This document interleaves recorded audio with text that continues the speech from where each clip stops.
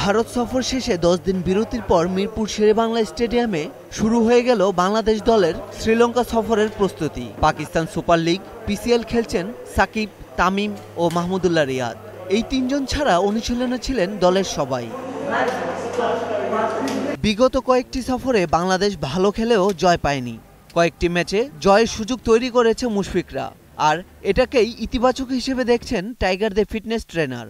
We had a good series, so with the experience we have now, I think everyone's very sort of interested in the series back home. If you look at the results in New Zealand, yes, they don't show positive.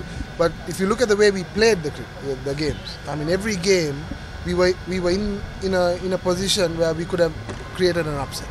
ইনজুরির কারণে দলে নেই ইমরুল কায়েস, তবে নিজেকে ফিরে পেতে ঐচ্ছিক অনুশীলন করে যাচ্ছেন এই ওপেনার।